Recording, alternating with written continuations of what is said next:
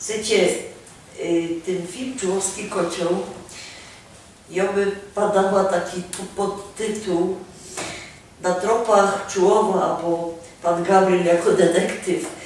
No i bardziej mnie rozśmieszyło, przepraszam, przebaczcie, rozśmieszyła mnie taką informacja, że sam na Czułowie były kamele, to nie wie, to wielbłądy.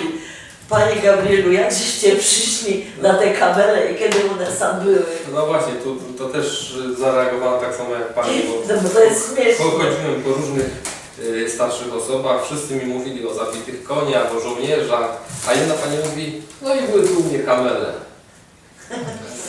Co mi się chyba z czymś pomyliłem. Ja mówię, kamele? Tak, kamele. Wielbłądy? To wielbłądy. No sobie myślę, bo albo może gdzieś zobaczyła i tak jej się skojarzyło. No i później, no, że tak powiem, temat umarł, bo no, cóż można więcej o kamelach mówić, jeżeli Pani powiedziała, że były i były, tylko były. No później trafiłem do takiego pana, który się ukrywał u tej pani w tym domu. On był żołnierzem niemieckim, tylko właśnie już w 1945 roku, jak walki to były, to się ukrywał.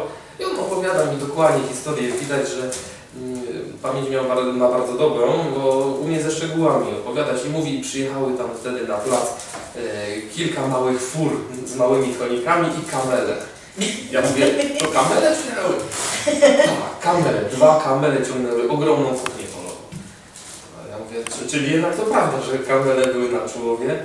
No i rzeczywiście, później jeszcze kolejną panią spotkałem, że staliśmy na progu, rozmawialiśmy o wszystkim. O wszystkim mówiła, gdzie się ukrywała, okazało się, że też się ukrywała w czasie walk w tym samym domu i powiedziała, i też były kamele. Jest to niemożliwe. Czyli jednak to prawda. No i się okazało, że tylko w tym jednym domu stacjonowały kamele, 2 kamele. Ale z jakim wojskiem? Rosyjskim. Rosyjskim. Może nie dodałem, to jak najbardziej to było wojsko rosyjskie. Wtedy przyjechali, no te panie mówiły, że to byli żołnierze z Kośnoocy też, więc no, nie można się dziwić, że ich swoje kamele przyprowadzili. A te kamele potem one tu ostały? Nie, one jak wojsko chwilę stacjonowało, to one też posiedziały 2-3 dni i tą kuchnię swoją ciągnęły dalej. Aha, czyli dalej na front. one ciągły kuchnia polowa, Tak. myślałam, że samo urali tymi kamelami. Pewnie jakby zostały kamele dla tutejszych gospodarzy, to i się brona znalazły i by jakoś orali jeszcze tymi I sam w kamelami. tej książce macie o tych Tak, kamelach. kamele również są.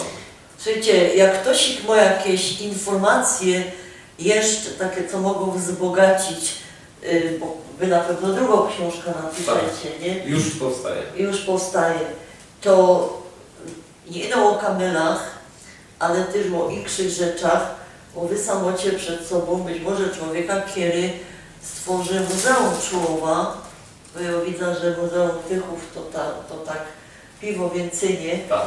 a wy będziecie sam mieli chopa na miejscu z Czułowa. Kiedy robi, no tymi kamelami toście mnie pokonali.